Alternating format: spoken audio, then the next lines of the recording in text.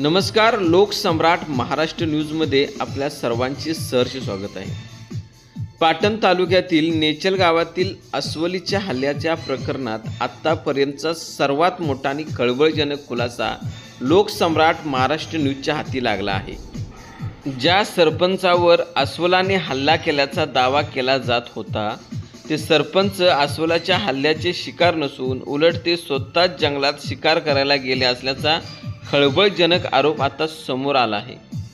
नेचल गावचे नागरिक लक्ष्मण शिवाजी घोलप यांनी थेट राज्याचे वनमंत्री गणेशजी नाईक यांच्याकडे लेखी तक्रार करून या संपूर्ण प्रकरणाचे धिंडवडे काढले आहेत। वनमंत्र्यांना पाठवलेल्या या पत्रात नेचल गावचे सरपंच पांडुरंग बाबू घोलप, रमेश घोलप आणि शेजारील गावचे देवजी दवंडे यांच्यावर अत्यंत गंभीर आरोप करण्यात आले आहेत।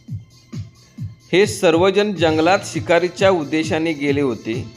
तिथे त्यांनी अस्वलीला डिवचले, तिला जखमी केले आणि त्याच चकमकीत सरपंचांना दुखापत झाली। म्हणजेच हा अस्वलीचा हल्ला नसून शिकारीच्या नादात अस्वलाने केलेल्या संरक्षणार्थ प्रतिकार होता, असा दावा या पत्रात करण्यात आला आहे। धक्कादायक बाब म्हणजे वन विभागाच्या स्थानिक अधिकाऱ्यांनी कोणतीही ठोस पुरावे नसताना घटनेचा खोटा पंचनामा केला आणि शासनाकडून नुकसान भरपाई लाटण्याचा प्रयत्न केला। पंचनाम्यात फक्त एक व्यक्ती जंगलात गेल्याचे दाखवले गेले, तर प्रत्यक्षात तिथे अनेक शिकारी उपस्थित होते असे या पत्रात म्हटले गेले आहे। म्हणूनच जेव्हा लोकसम्राटने हेळवाकचे आरेपो मुलांनी यांना प्रश्न विचारले तेव्हा त्यांनी माहिती देण्यास टाळाटाळ केली होती। आता समजले की आरेपो मुलांनी नक्की काय लपवू पाहत होते।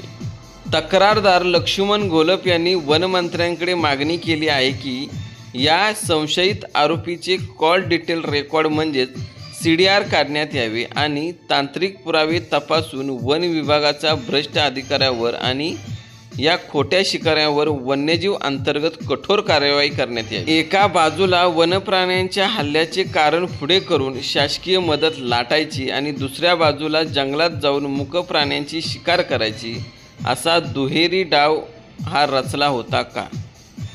वनमंत्री या प्रकरणाची सखोल चौकशी करून या शिकारी आणि त्यांना पाठीशी घालणाऱ्या सर्व अधिकाऱ्यांवर कारवाई करणार का, याकडे संपूर्ण सातारा जिल्ह्याचे लक्ष आहे। अशाच घडामोडींसाठी पाहत राहा लोकसम्राट महाराष्ट्र न्यूज।